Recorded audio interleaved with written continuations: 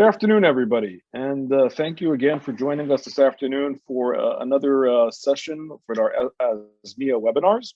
I am Asaf Ramarowski, the Executive Director of ASMIA, and it's a pleasure to welcome you all. And it's a pleasure, of course, above all, to welcome my friend and colleague, Professor Oren Gross.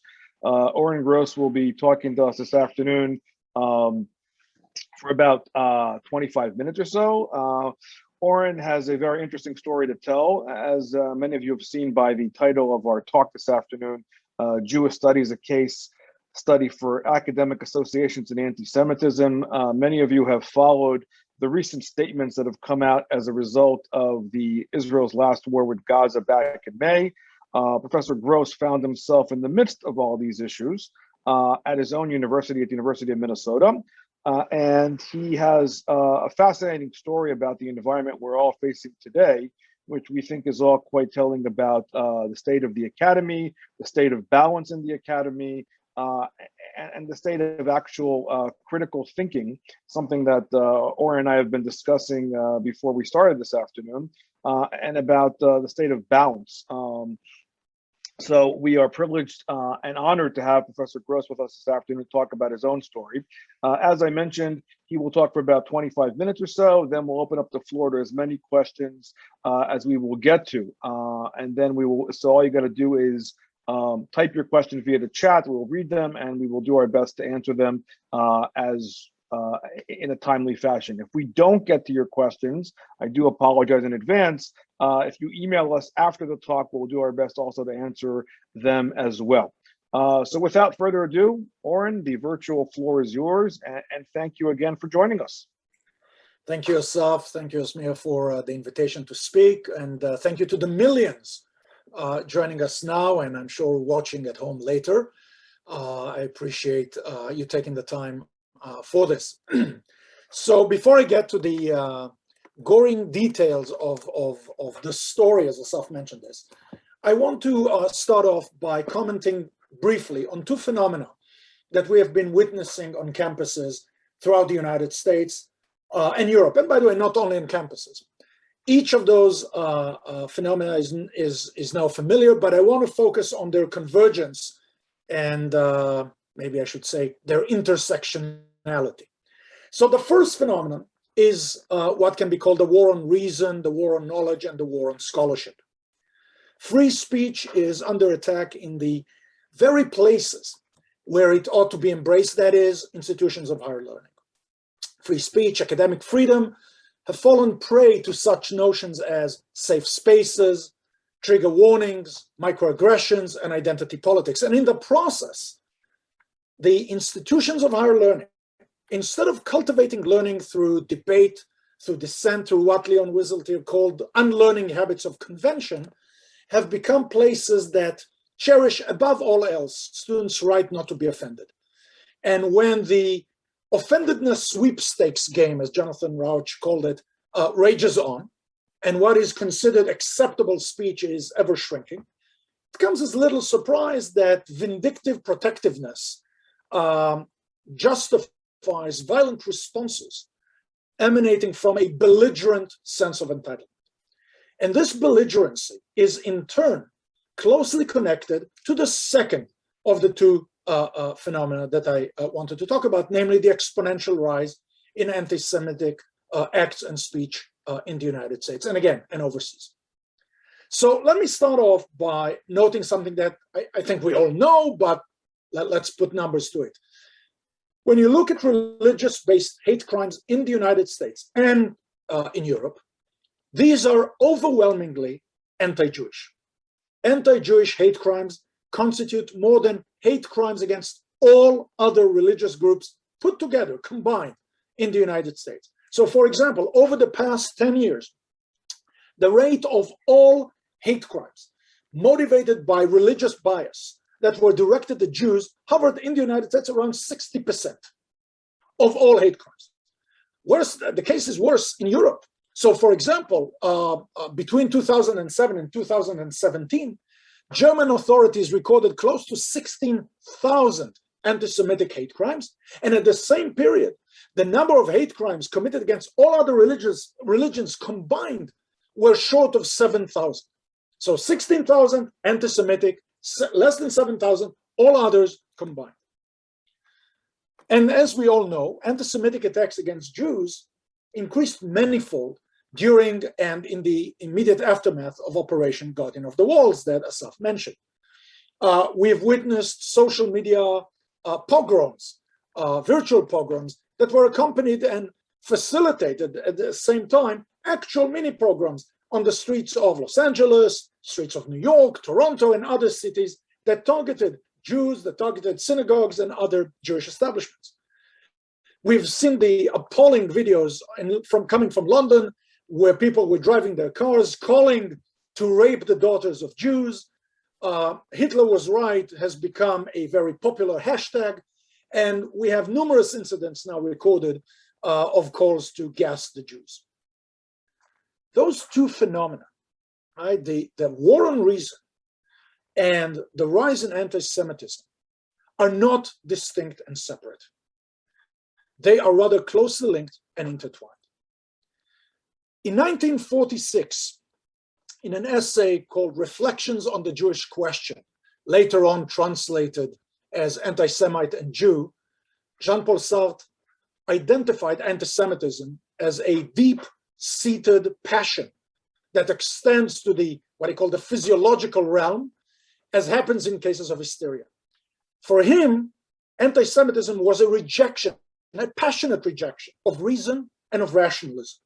Reason and rationalism involve doubts, as we said earlier about academia. They involve dissent, they involve argumentation, while for the anti-Semite, they were attracted by, as Sartre put it, the durability of the stone.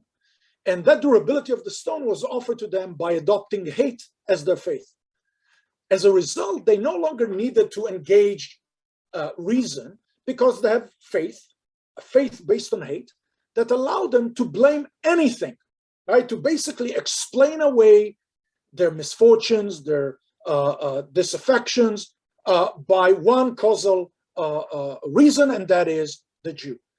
And in a sense, and I'll just digress here for just a second, fundamentally, if you follow Sartre, and I think he's right, anti-Semitism is not about, let's take it in modern terms, about the state of Israel. It certainly was not that in 1946. It's not even about the Jews, right? It's not about those who are hated. It's about those who do the hating. So to kind of paraphrase Sartre, he argued that if the Jew did not exist, the anti-Semite would invent him. I would paraphrase this to say that if Israel did not exist, the anti-Semite would invent it, right? It's not about, kind of in a reversal of Ben Gurion, it doesn't matter what the Jews do, it matters what, in a sense, what the Goyim say and do as far as anti-Semitism is concerned. It's nothing about what you do, it's the very idea of the Jew, the very idea of Israel that relieves the anti-Semite from any responsibility, from any accountability, from any moral agency, explaining away all of his or her misfortunes, disaffections by the very existence of the Jew of Israel. Now, today, the convergence, if you will, of the flight from reason and into the very cold embrace of anti-Semitism is facilitated by four main groups: the ill-intentioned, the ill-informed, the useful idiots, and the moral and intellectual spineless cowards. And to some extent, I want to kind of focus my talk today on the fourth and last group. And for that, I want to kind of bring you into the story that I faced at the University of Minnesota. Let me start off by saying I'm a professor of law. My expertise is in the areas of national security law, international law, laws of war. But I've also been affiliated for many years with the Center for Jewish Studies at the University of Minnesota. In fact, I consider Jewish studies to be vitally important, and my own scholarship and research engage with a lot of issues that are relevant to Jewish studies: Jewish law, the Weimar Republic, Jews in Germany. I taught also a course on the legal aspects of the Arab-Israeli conflict, and I'm going to teach it again. And as an affiliate member, I've observed a growing trend in centers of Jewish studies, not only in Minnesota, but across the country, becoming echo chambers of silence, where unapologetic Zionists, such as myself, feel increasingly isolated. Guardian of the Walls operation ended May 2022. 2 days later, two of us, myself and a colleague from the French department, sent a letter to the provost at the University of Minnesota.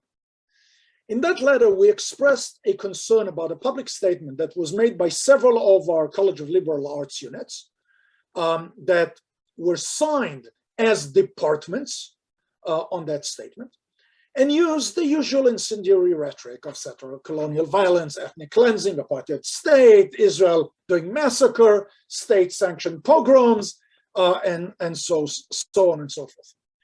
We argued in our letter to the provost that such a statement and the fact that departments sign on to that statement counters the university's policy regarding inclusion and non-discrimination.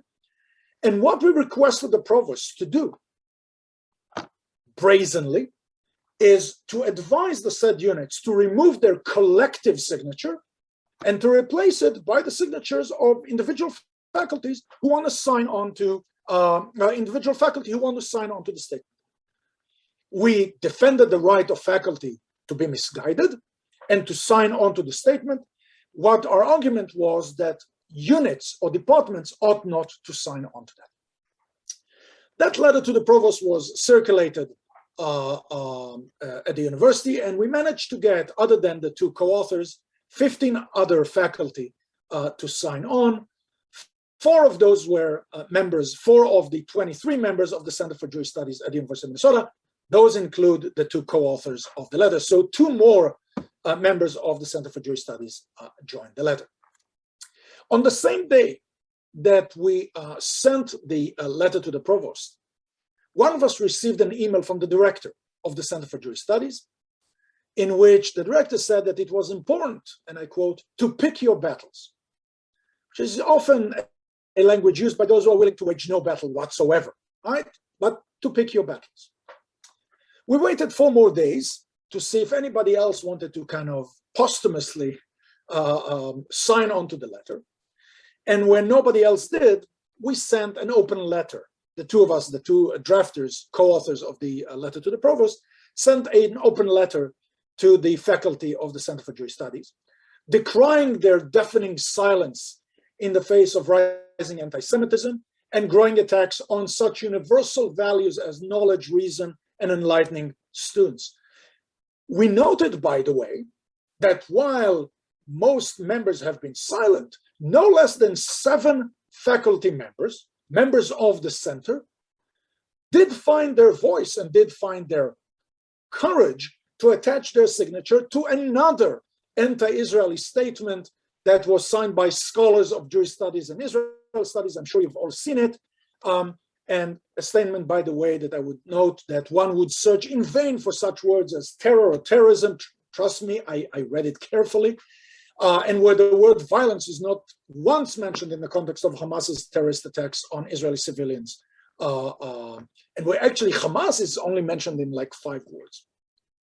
In that open letter to members of the Center for Jewish Studies, we also expressed our strong support for our colleagues' right to publish that statement and to sign it. What we utterly rejected was that while they found their courage to express their convictions here in this context of this anti-Israeli statement, they failed so abysmally to do the same when clear incidents of anti-Semitism and the very mission of higher education were involved, serving, if you will, as fig leaf of respectability and some sort of a veneer of legitimacy to those who attack not only Israel, but Jews at large. If the story ended here, that would have been deplorable, but maybe passable. But it didn't. On June 1st, a few days after our open letter, an email was circulated from the director for the Center of Jewish Studies at the University of Minnesota. And what the director said in his open letter, remember, that's the director that said you should pick your battle. So finally discovered what battle to fight. And in that email, he stated that our letter, the open letter that we sent on May 28th, had the chilling effect of making our community of scholars seem like an unsafe place, using that kind of God term of unsafe place for the intellectual exchange of ideas about subjects that concern us all. I want to think for a minute about this notion of chilling effect and unsafe place. And, you know, these are Orwellian terms because, as Orwell suggests in Principles of Newspeak, the purpose of Newspeak, the purpose of such terms is to make all other modes of thought impossible, right? A heretical thought should be literally unthinkable. It's not that unexpressible, right? But unthinkable. So by using unsafe place, you cannot even think that thought. But if you think about this a bit more, right? This notion of safety seems to work only in one direction. It is perfectly safe to attack Israel. In fact, I would say it's better than safe. It actually might help your academic career. It is perfectly safe to call out anti-Semitism that is perpetrated by alt-right and neo-Nazis. But when anti-Semitism is perpetrated in word and in deed, not by individuals that are wearing red MAGA hats, but rather keffiyehs, and instead of red color are wearing the Palestinian flag on, then safety is in silence, the silence of the lambs. And in fact, too many scholars that are affiliated with Centers for Jewish Studies across the country have found it opportune to pursue an entry ticket to progressive circles by condemning the Jewish state while conveniently staying silent in the face of Islamic anti-Semitism. But guess what? That entry ticket is but a fata morgana, a mirage. For the goalposts are set in such a way that the only way to be accepted as a card-carrying member in good standing in a progressive club makes it impossible, by definition, to be a progressive Jew. You're either progressive or a Jew. Why? For two reasons. Number one, for a Jew to be deemed progressive, she must check her identity at the entrance door to the club. In a space that is governed by identity politics, the Jew, and only the Jew, must strip off her own identity and become, in the words of Natan Sharansky and Gil Troy, an un-Jew. To be progressive, you must accept the idea that Jews, and Jews alone, are not entitled to self-determination as a people. Right? But it actually is much more pernicious than that. And this is where I find the silence of the lambs, the spineless cowardice, to be really odious. Because scholars of anti-Semitism, scholars of Jewish history, scholars who are affiliated with centers of Jewish centers must recognize that what's going on here is an attempt to basically say that Jews cannot call out anti-Semitism. If you want to be admitted to the progressive club, you have to delegate, in a sense, to others the power and the authority to identify and call out anti-Semitism. And guess what? Such power will be sparsely, very sparsely, if ever, used. So Woody Allen famously said that, you know, I'd never join a club that would allow a person like me to become a member. Let me paraphrase this a bit. I'd never join a club that would not allow a person like me to become a member. And it is high time, right, for an here I stand moment. And since Martin Luther, right, was an anti-Semite himself, you may latch on to Paul Robeson's 1958 manifesto, right, of here I stand. A stand that needs to be taken, a stand for reason, a stand for speech, a stand for academic freedom, and yes, a stand for Jewishness. Now, Asaf said that I have 25 minutes, but I actually am much more interested in engaging in Q&A. So I spoke quickly, I hope not too quickly, in order to enable as much time as possible for Q&A. I'm thanking you again for taking the time to be here today, and I'm anxious to engage in conversation.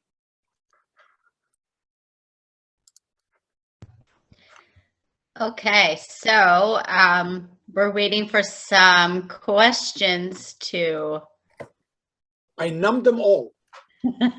to come in. So if you have a question for Professor Gross, please type it into the Q&A, and we will challenge him with it. Oren, thank you for that. That's wonderful. And I think, obviously, there's a lot to discuss. Alex, do you want to start us off with a question, maybe? Sure. Again, thanks very much for your presentation and for your perspective. Obviously, SMEA members are familiar with this kind of gatekeeping, let's say, that goes on within Middle Eastern studies regarding particular issues and particular emphases. The extent to which that this has become a commonplace in Jewish studies, I think, has come as a shock to many people. And I wonder whether you can make some comments about this kind of gatekeeping within law and national security law in particular, because national security law obviously has a serious focus on conflict zones, and not least of which is Israel. And so I'll let you take it from there. Thanks, Alex, for the question. So let me actually respond to it on several levels. I'll separate law and law schools from issues of national security, and I'll actually also add to the fold my other expertise, which is international law. I'll start with law schools. To some extent, law schools, certainly in the United States, have been insulated, by and large, not all, but by and large, from much of the phenomena that I've just described.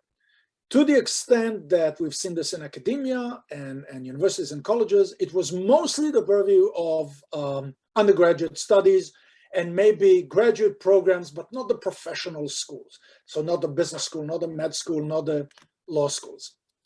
Again, with some exceptions. I think the tide is turning.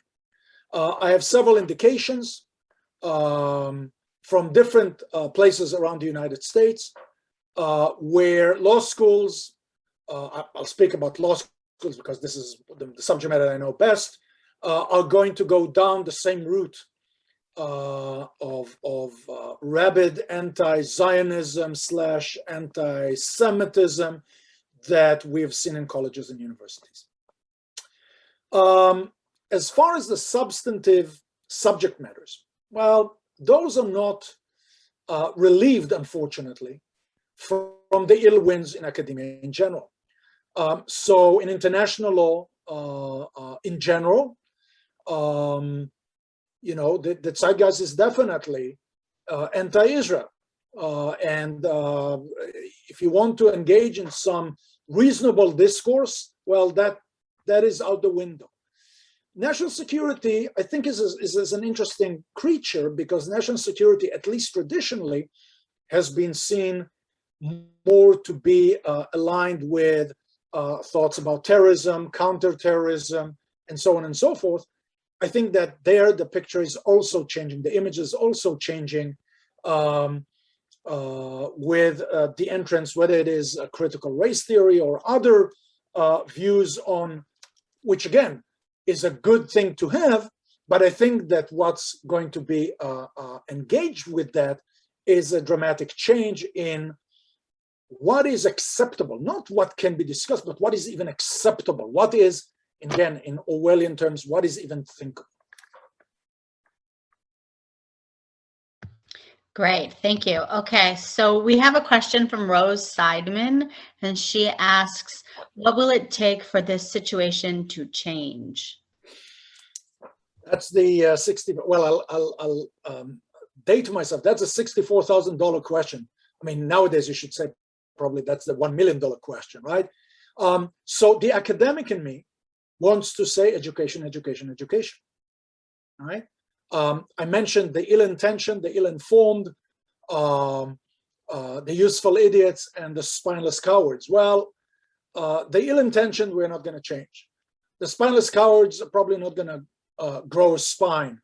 It's the ill-informed that we need to target and that need to be better informed. And so, you know, I don't give up on education. I don't give up on reason. I don't give up on enlightenment. And by saying reason, by the way, it's not it's my way or the highway. That's not the approach that we ought to take, but rather a reasoned debate in which we should also recognize the possibility of mistake on our part. That's completely fine. The problem, of course, is that in an era of sound bites, when you come and start saying, well, there's that, there are two sides, right? When you try to complexify the argument, too many people, unfortunately, kind of lose track.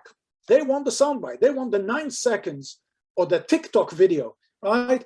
The quick, short statement as to why this party is right or that party is right. Especially, I would say, this is true for people who know nothing about the conflict, who know nothing about anti-Semitism, because they want a quick fix, so to speak. Well, the world is a complex place. We can't give a quick fix. So that's the first thing. The second thing, I mentioned earlier that, you know, those who are spineless are not going to grow a spine. I think that the part that was the most disheartening to me in this whole affair, and maybe not surprising, but still disheartening, was not, I guess, the email decrying our letter as creating unsafe space. Fine. It was not even the hate mail that I received after this whole affair came to light, because, you know, I have a folder in my mailbox for hate mail. From time to time, I kind of go through it just to kind of get going. It's the numerous emails that I received, including from tenured, including from chaired professors, saying, we are with you, but. And I'm sure that a lot of people on this call and this webinar have seen this. We're with you, but we are too afraid to speak. That to me was the most disheartening. Or, you know, saying even worse, saying, how courageous of you, right, to act as you did. In what world does it take courage in 2021 to call out anti-Semitism, to call out things as they are? That's not courageous. That's just common decency. That's just calling things as they are. The fact that people in academia find it to be courageous to do such a thing, to me, is really the worst sign of the times. Thank you. Okay, so we have got lots of questions coming in now. So someone asks here, Moti and Bari, do you believe it is time to split the AJS and to build a new organization for Jewish studies? So that, again, a great question. And, you know, one of my fears, and I'll you know, be as open and honest as I can about this. One of my fears when I kind of resigned eventually from the Center for Jewish Studies is, would it give some sort of an excuse for those who wish anyway for Centers for Jewish Studies to disappear? Would that give them an excuse to say, well, look at this, let's cancel Centers for Jewish Studies? And I certainly would not want that to happen. I think that there is a loss of weight.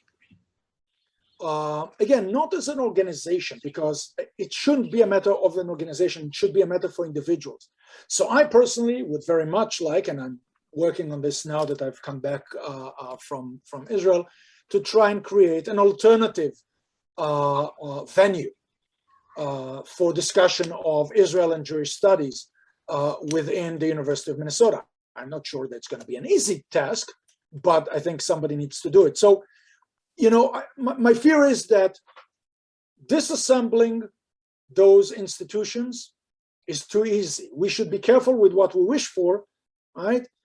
We need to make them more robust rather than go for the easy dismantling.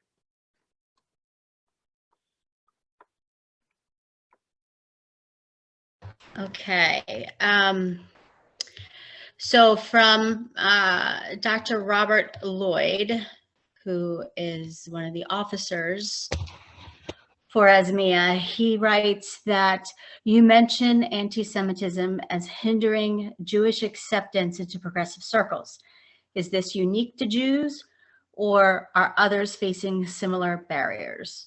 Great question. So my view is that it is unique in the following sense. No other group, for two reasons. Number one, no other group, no other minority group is required to pass through any hoops of acceptance, any kind of tests for it to be accepted into the progressive circle. So if you are a person of race, if you are a person of color, if you are a woman, if you are an LGBTQ, you're a member in good standing. In a sense, the presumption is on you.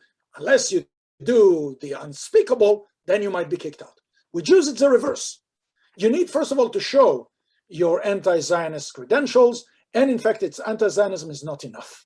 You need also, as I said, to be willing to not call out anti-Semitism, because that in and of itself, right, becomes now a reason to bar you.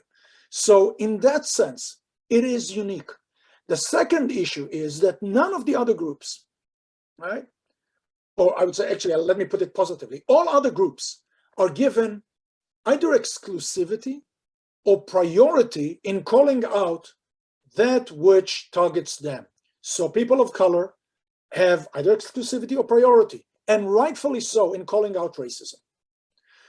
If you're LGBTQ, you have exclusivity or priority, and rightfully so, in calling out homophobia or transphobia. When it comes to Jews, Jews have neither exclusivity nor priority in calling out anti-Semitism. So in that sense, Robert, my view is that it is unique. Excellent, thank you. From Carl Goldberg, he writes, thank you so much for mentioning Islamic anti-Semitism. Kindly expand on this topic and the role of Islamic anti-Semitism in the conflict over Israel, especially on its origin in the Quran. Okay, so when it says me inviting me again, that's Carl, thank you for the question. It's a topic for not only a presentation, but a whole workshop. Books have been written and much ink has been spilled on the on anti-Semitism in certainly in Islamist movements. I'm not going to say it's that to be a Muslim means that you are anti-Semite, far from it, but certainly within Islamist circles, anti-Semitism is a big part, and it's big part not only going back to the Quran, and we have statements that are going back to the Quran about the tree that will jump and state here's a Jew behind me, come and kill him. But it's also a political tool. It's a political tool because if you get the Jews out, so to speak, of the Middle East, right? It's not going to be the Garden of Eden that a lot of people think about. There's still the Shia and Sunni bloody disputes that will rage on, Jews aside.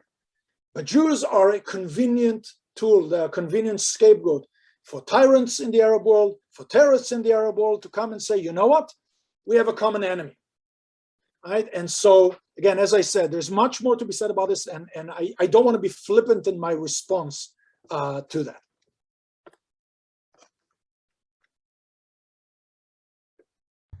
Okay, so this is a kind of a lengthy one. This is from Dr. Eliezer Tauber, and he writes, would not you say that these fellow Jews who denounce Israel, support BDS, are primarily selfish before they are ideologists? They believe that by joining mainstream progressiveness, they secure their position, their career, and who cares about Israel? How can one cope with this basic instinct of selfishness? Furthermore, they are probably basically right. Supporting their fellow Jews in Israel would probably ruin their careers in US academia, especially in the liberal arts. Can you transform a selfish person into a decent one? So, great question. And I guess that I have little to say to the utilitarian. Again, let me use the term un-Jew that Sharansky and Troy used and separate it from a non-Jew, right? And it's important to separate the two. So for those who want to act selfishly, I guess nothing will convince them otherwise. The problem, in a sense, is not them. The problem, as I see it, is those who are not epistemologically flanking to the progressive circle, but those that deontologically go there. We know that, and we've seen this in poll after poll, more and more young American Jews, right, are turning away from Israel and adopting positions that, such as, for example, what was it? The last that I saw, 20% of young American Jews believe that Israel is committing ethnic cleansing and is apartheid state. And these are well-meaning kids. These are not selfish kids. They identify themselves as within the progressive circles. They want to fight climate change. They want equality. They want both financial and racial equality. They want class equality. Their heart is in the right place, so to speak. And the problem is that they don't know enough. I'm going back to Rosa's question, education, education, education. They don't know enough. And when they are told from every pulpit that if you want to be anti-climate change, if you want to be anti-racism, if you want to be anti-transphobia, then you must be anti-Zionist. They don't know enough to understand the fallacy of this dichotomy, right? When,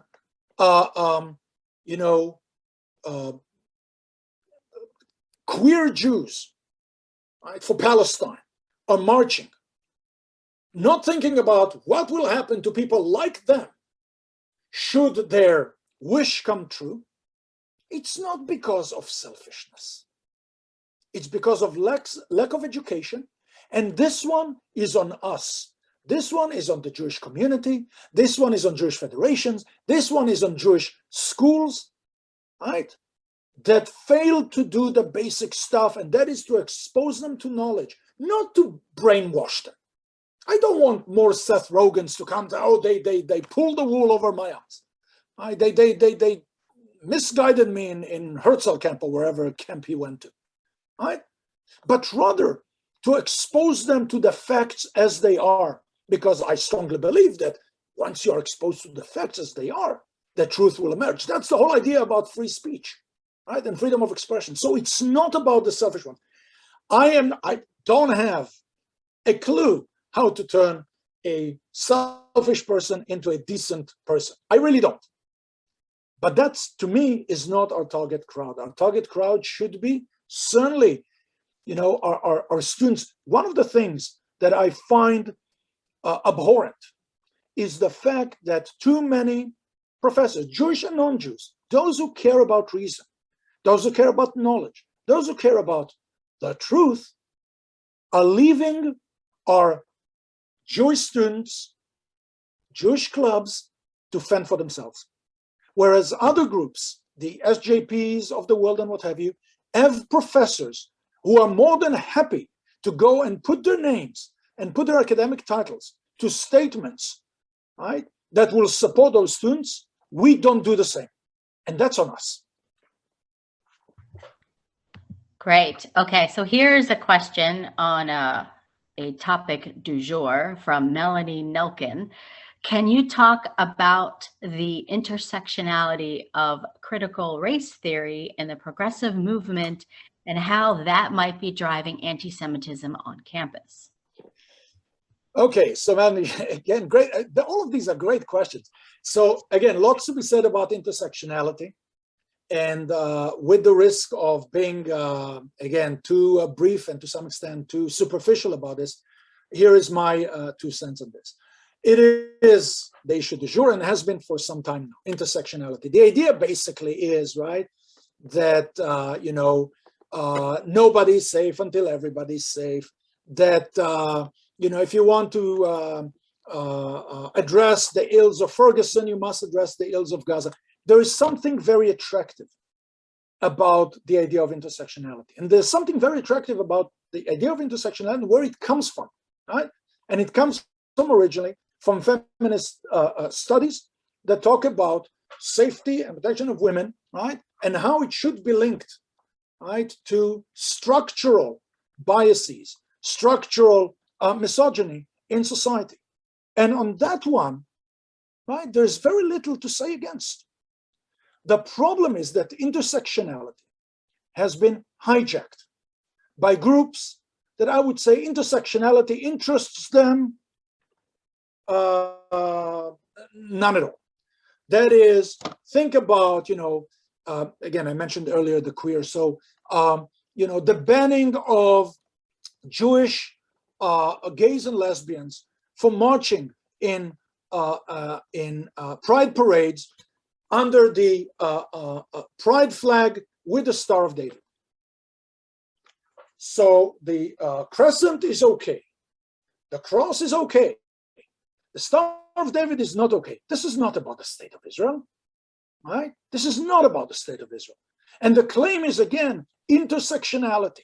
Nobody's safe, right, until everybody's safe. And under that flag of intersectionality, you can then make such preposterous claims as pinkwashing, right? So the fact that Tel Aviv has been, voted year after year after year as kind of gay capital in the world, whereas when you look at the neighboring states, you see what's going on, that doesn't matter, right? That doesn't matter.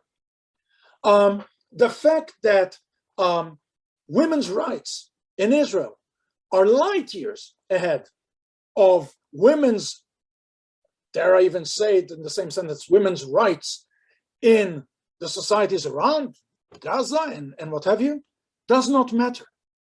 So intersectionality here has been hijacked, right? Completely hijacked by people who, again, do not care in the least for anything to do intersectionality.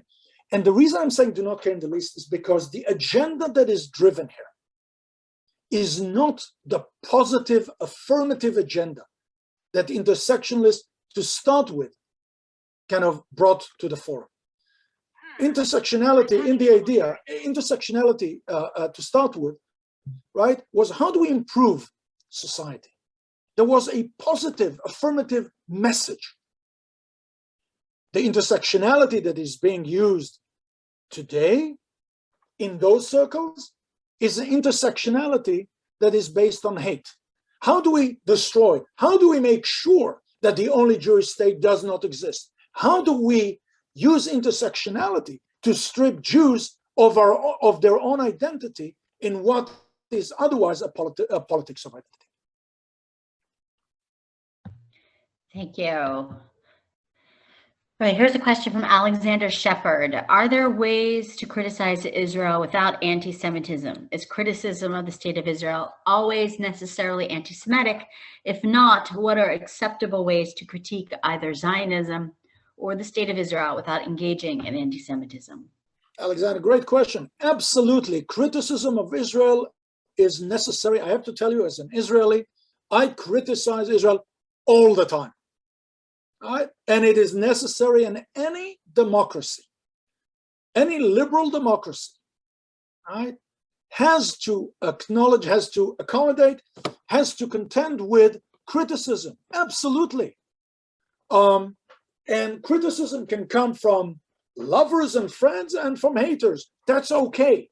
That's part of the world as we want it to be. Not only the world that we are in, but that we want it to be. So absolutely, I do not believe that criticism of Israel is in and of itself, right, inherently anti-Semitic. However, right, that does not mean that too many of the anti-Zionists today are not also anti-Semitic.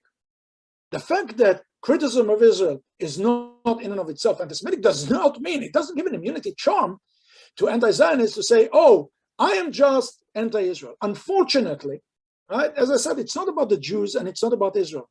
If in the past, right, it was about religion, Jews as Christ killers, or about social classes, whether Jews are cosmopolitans or capitalists, or about race, today the fig leaf to use is nationalism. Everybody else is entitled to self-determination. Guess what? There's one group that is not entitled to self-determination, and that's Jews. Right? So criticism needs to be taken on board and needs to be evaluated as such. But what you need to look at, and where I would say criticism dwells into anti-Semitism, is when criticism is hypocritical, when criticism targets Israel and only Israel as the only Jewish state, right? If you criticize Israel as the source of all evil, as the worst infringer of human rights in the world, then yes, I would call this anti-Semitic.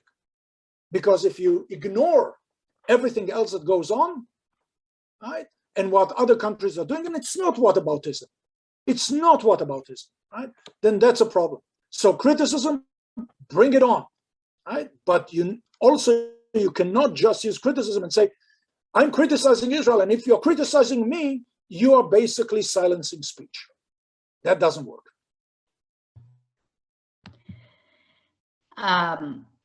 Okay, so as this is written, it's not totally a question, but basically Morris is asking you to address the role of Arab money in the establishment of anti-Semitism in Middle Eastern studies departments and their purchase of administrative silence by donations vis-a-vis the donations by Arab countries to their institutions. Okay, so the same way that I usually kind of recall when people start talking about Jewish money, I have the same response when people talk about Arab money. There have been studies, all I would say is that there have been studies that connected SJP, Students for Justice in Palestine's source of funding to, let's call it nefarious sources. These are not studies that I've conducted. I read them, and some of them are available online, and people can read them as well. I mean, you know, if an Arab country wants to fund a chair in a university, I don't see this as a problem, no more than I see this as a problem for a rich Jewish benefactor to do the same. What cannot be the case is that basically opinion follows the money. That is, you are tailoring what it is that you're saying as an academic to who financed your chair or your position. Great, thank you. Okay, so David Narrett writes, he's worried about the shrinking space for balance and rationality, and what of DEI, diversity, equity, and inclusion, and the idea of Jews and Israel, and in quotes, white privilege, and even in quotes, white supremacy. If we dare critique the heads of BLM, we are in trouble, right? So what do we do? How do we speak? And which rhetorical stance may work? Right. So, fantastic question. So universities across the United States are all engaged now in DIE, diversity, inclusion, and engagement programs. And I actually think that these are important. There's no question in my mind that there have been structural issues and kind of accessibility to higher education and the barring. And by the way, Jews in the past suffered from the same, right? We had numerous clauses on Jews entering into universities in this country. So I think that this is a very welcome development.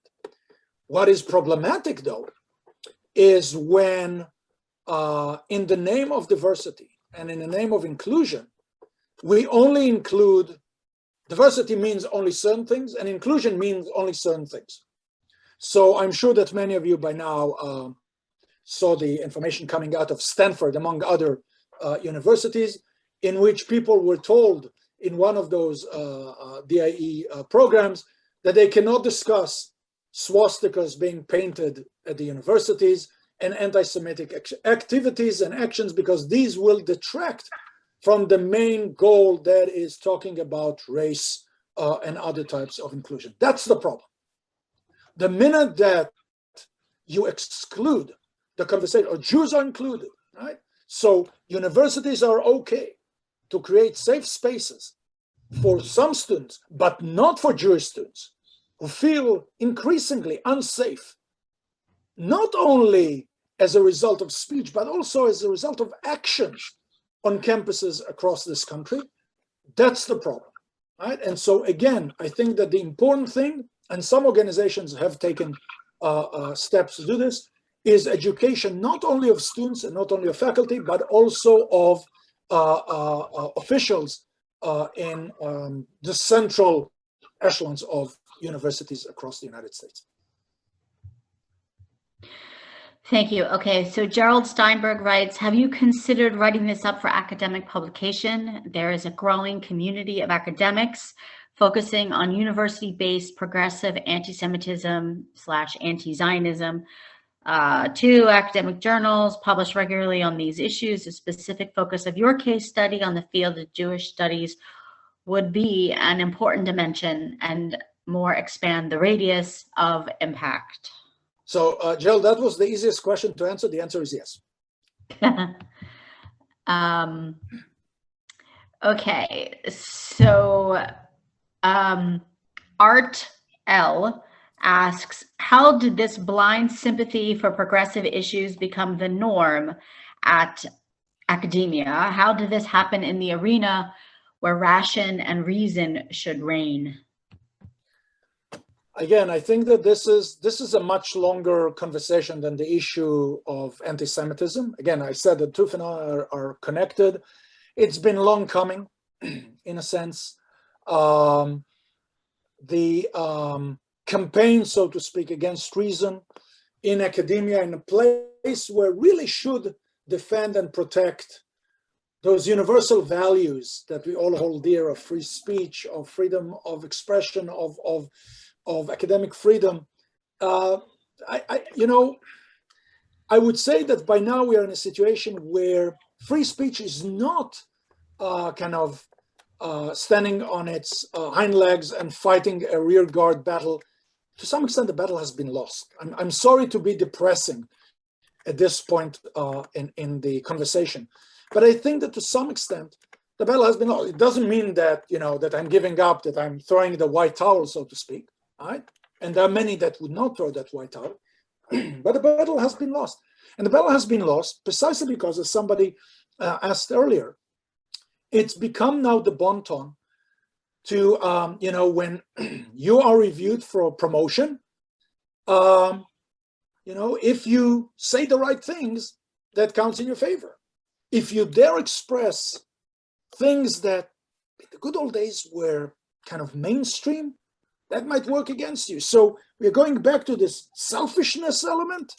Yes, from a selfish utilitarian perspective, I understand why it is that, certainly untenured professors might opt one way rather than the other.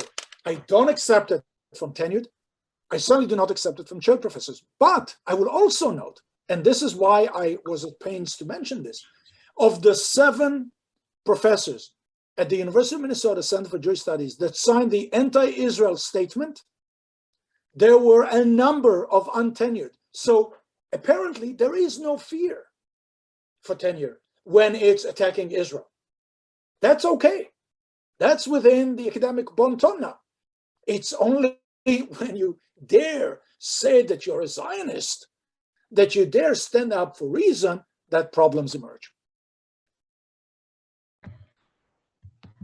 Melinda Maidens asks an interesting question. She asks, are the STEM disciplines as affected by this, quote, new think as the humanities and social sciences? So I would say, as kind of off the cuff, my sense is no. It's certainly much more in the humanities than anywhere else. And even within the humanities, it's not uniform and not homogeneous. There are some departments that are more affiliated with this malaise than others. So, for example, if you're, I would say that in today's academia, Zionists need not, Zionists, I'm not even sure the Jews need apply to gender studies, right? As one example, right?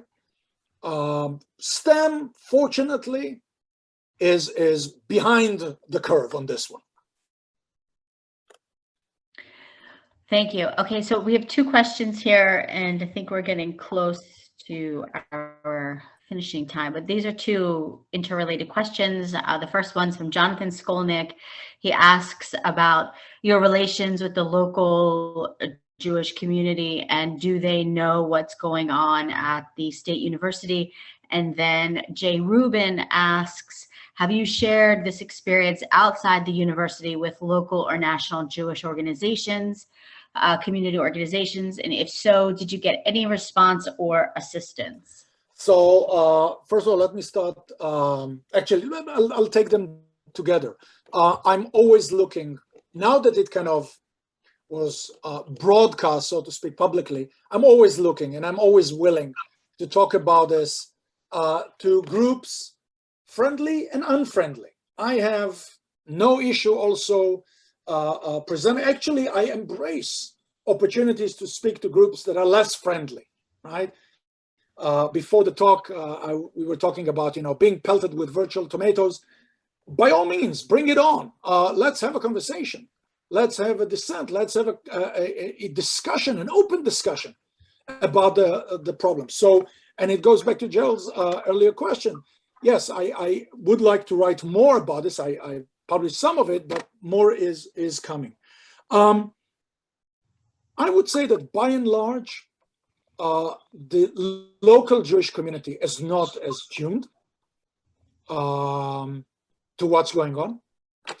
And, I think part of the problem is that in Minnesota, I'll speak about Minnesota first. In Minnesota, we have other related problems, right? But other problems. So I come from the 5th Congressional District. My representative in Congress is Ilhan, right? So there are also these issues, right, to deal with. But my sense is that there is, and Minnesotans are, there's the passive aggressive. Even the Jews in Minnesota are Minnesotan, right? So they, the likelihood that they will take a stand, not so high. I'm always happy, as I did with this invitation to speak, I'm always happy to talk about this and to have a conversation.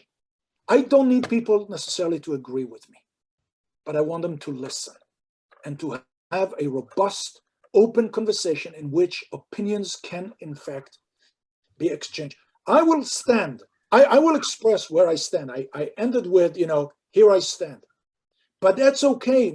My statement of here I stand does not exclude other people's ability to express where they stand. The important thing is to have channels of communications, to be able to speak about those issues rather than block them and say no. And some expressions are completely unthinkable. Thank you. All right, so many good questions. We're going to end with this final question.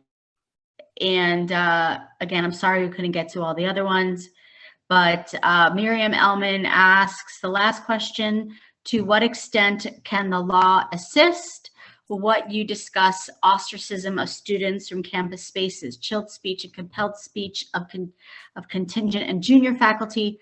Perhaps lawsuits and complaints into the OCR are the key. Also, how can we better harness the support of the many organizations that care deeply about academic freedom, campus free speech, to help us more? So thank you, Miriam. The role of law. I think that law has a lot to play, a big role to play, and then none at all. Let me explain what I mean by that. So first of all, there are elements in the behavior that is going on today that are patently unconstitutional and anti-constitutional, and limitations that are imposed on free speech that are contrary not only to the robust mission of academia, but contrary to the Constitution of these United States. And in this case, where those things happen, the law has a place to play. The law has a place to play when you have violations of other non-discrimination laws, right, and titles that are part and parcel of, among other things, also what universities need to comply with. Certainly, public universities such as the University of Minnesota. When you have violations of non-discrimination laws, then by all means, the law has a place to play. At the same time, the law has very limited role to play, because one of the fears that I have is that by too easily going down the route of let's sue them, you are losing the PR battle. It's seen as, you are engaging in, you're trying to muzzle us rather than educate. So to me, those two things need to go in tandem, hand in hand. Education is critical. Education of students, of professors, of university officials who are willing to sit and discuss, of legislature, of the public at large. While at the same time, in the extreme cases of unconstitutional conduct, of violation of non-discrimination provisions, also being willing to say, the here I stand also means I will sue you if you violate those rules. But that should not be, I would say law should not be the leading tool that I'm using. It should be education. And then as a fallback, I should resort to law in those extreme circumstances. Great. Oren, I want to thank you again for everything. I know our time is short, and I really appreciate everything that you have discussed this afternoon. And there's obviously a lot more to discuss. Also, I want to thank everybody this afternoon for attending. We appreciate you joining us on our conversations, and please look forward to the next conversations and notices that will be coming in the near future about future events. So I wish everybody's staying safe and healthy, and have a good day. Thank you again, Oren. Thank you all.